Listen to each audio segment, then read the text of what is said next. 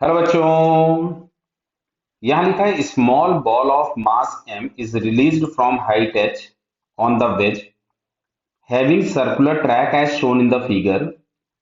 Find the normal force on the ball due to the wedge just after it enters the circular track.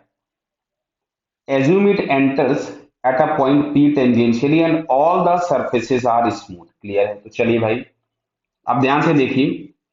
जैसे ही ये इस point पे आया होगा, बहुत ध्यान से समझना बेटा, इसके पास एक वेलोसिटी होगी और अब ये सर्कुलर ट्रैक पे जाएगा।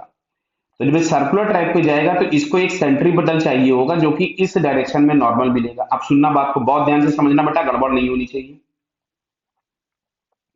ये जो नॉर्मल लगा वो इस 2m ने लगाया, तो भाई नॉर्मल 2m को इधर मिला होगा,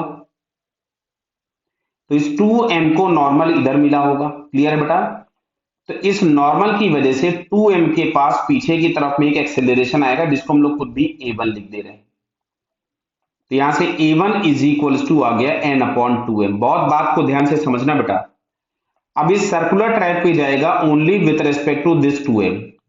तो अगर मैं इस 2m पे चढ़ के चेक करूंगा तो अब इसके ऊपर में एक सूडो फोर्स भी लगेगा जो कि इस एक्सेलरेशन के अपोजिट होगा, इधर की तरफ में fp।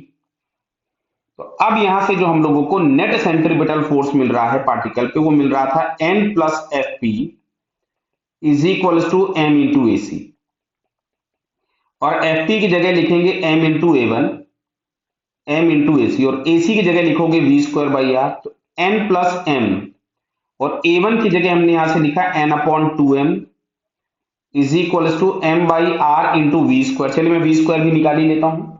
तो वी स्क्वायर कैसे मिलेगा? यहां से पार्टिकल को जब छोड़ा था तो इसके पास इनिशियल एनर्जी थी केवल mgh, जब ये नीचे पहुंचा तो इसके पास एनर्जी हो गई हाफ एम वी स्क्वायर। तो यहां से वी स्क्वायर बराबर आपके पास आ रहा है 2gh। क्लियर हो रहा है ना बेटा? यहां कहीं पे हम लोगों ने रेफरेंस ले लिया था इस जगह पे।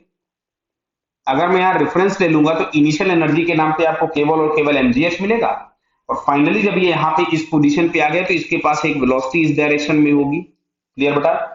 तो चलिए मैं यहाँ पे वी स्क्वायर की वैल्यू पुट कर देता हूं। तो V square is equal to आ रहा था 2gh। क्लियर? कोई दिक्कत है बेटा किसी को? नहीं। यहां से ये और ये तो गायब हो गया, तो यहां से हम लोगों के पास ये आ रहा है 3n/2 is equal to 2mgh upon R. तो n इज इक्वल टू हमारे पास आएगा 4mgh अपॉन 3r। क्लियर है बेटा? जो कि हम लोगों को यहाँ पे एक सेकंड वाला ऑप्शन दिख रहा है। क्लियर? तो सेकंड आंसर फिलहाल इसका करेक्ट हो गया। आप समझो बात को। ये क्वेश्चन बहुत बढ़िया है, वेरी गुड, अच्छा क्वेश्चन है। इसमें एक बच्चा गलती क्या करेगा, मैं आपको गलत करके दिखाता हूं। जो बच्चा गलती करेगा, बच्चा क्या करेगा कि इस वाले मोशन को कंसीडर नहीं करेगा, तो केवल और केवल वो यहां से लिखेगा n is equal to m into A C. तो n is equal to m into A C, A C के नाम पे लिख देगा वी स्क्वायर बाई, भाई वेलोसिटी तो ऐसे ही मिलेगी कंजर्वेशन ऑफ एनर्जी से। तो मिल जाएगा m बाई आर, और वी स्क्वायर की जगह आ जाएगा 2gh। तो फाइनली हमारे पास क्या आ जाएगा 2mgh अपॉन आर। समझ रहे बात को? ये देखिए पहले वाले ऑप्शन में दिया हुआ है, आप लगाइए और -1 पाइए। क्लियर? बट ये चीज हम लोगों के पास गलत है। क्यों? क्योंकि जो नॉर्मल रिएक्शन ही अकेला यहाँ पे सेंट्रीपिटल नहीं देगा, नॉर्मल रिएक्शन के साथ साथ ये सूडो फोर्स भी होगा जो सेंट्रीपिटल में कंट्रीब्यूशन करेगा। Clear? So it's correct answer is 2। Okay बेटा, ऑल द बेस्ट।